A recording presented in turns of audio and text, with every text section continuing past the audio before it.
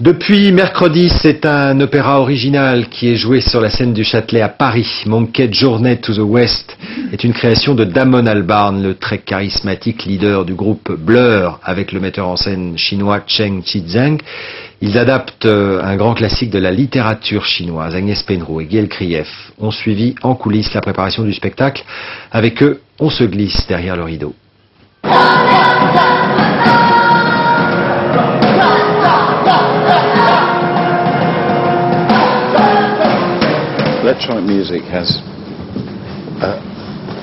La musique électronique a un très beau staccato, c'est très... comment dire... puis dans la musique traditionnelle chinoise, c'est aussi très rythmique. Donc j'ai utilisé le rythme chinois de façon occidentale.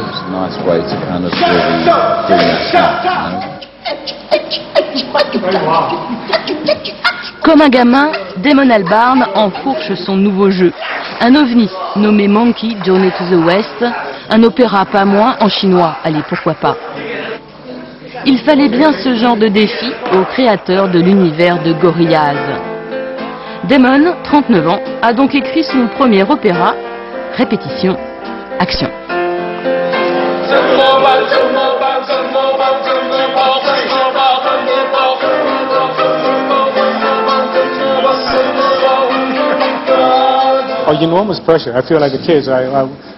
Ça m'a beaucoup plu. Je me sens comme un gamin. Sur scène, il n'y a que des ados. Ils pourraient être mes enfants. Ils jouent à la Game Boy pendant les pauses. Ils écoutent de la musique tout le temps. Moi, ça m'a rajeuni. Le metteur en scène est donc allé chercher de jeunes artistes de l'opéra ou du cirque de Pékin. Pendant 2 ans, ils ont répété inlassablement les mêmes mouvements à la recherche de cette perfection très chinoise.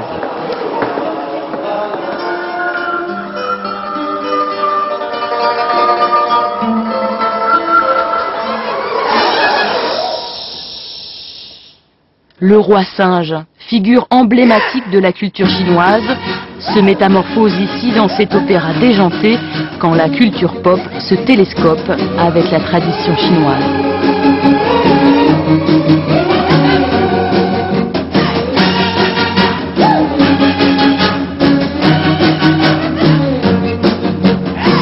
Qui dit opéra chinois, dit acrobatie. Ils sont une trentaine d'acrobates sur scène pour cet opéra pop, très loin des canons de l'opéra de Pékin.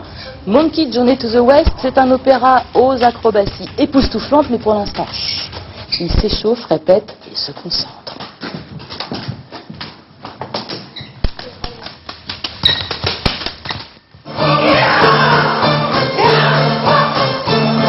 Le nouvel opéra chinois est donc arrivé, mais les combats, les acrobaties, les arts martiaux ne pouvaient quand même pas disparaître au nom de cette modernité.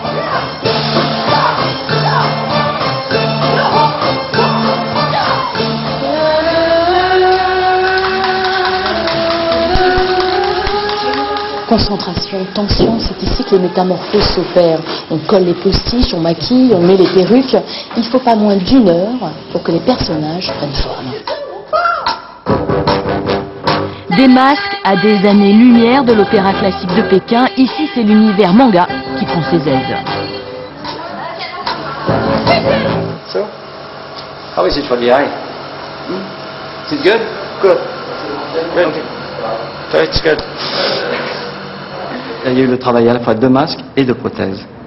Donc pour les prothèses, on avait absolument besoin du moulage de tout le visage des chanteurs. Et pour les masques, on les a adaptés à chacun quand ils sont arrivés. Acrobatie masque, tout ici est remis au goût de notre époque, effet garanti, la musique n'échappe pas à cette cure de jouvence.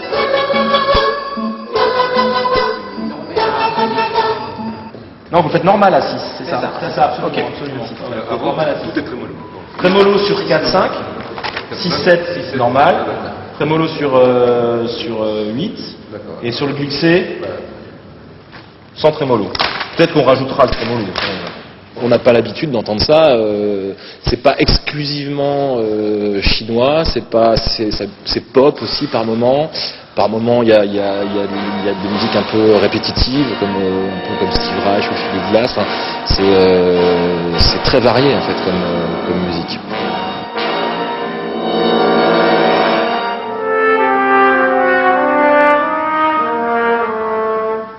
très intéressant et très original de pouvoir participer à une production de ce genre qui ouvre un petit peu l'esprit, nous permet de voir un petit peu d'autres choses et de collaborer avec d'autres musiciens, d'autres formes de musique, ce qui est toujours profitable.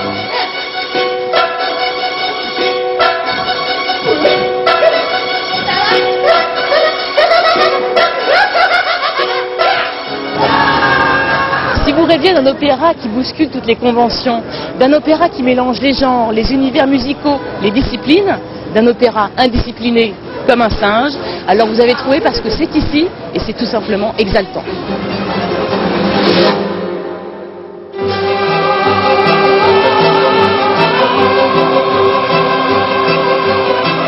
Exaltant, jusqu'à ce que l'émotion s'efface parfois devant la perfection de ces figures fragiles.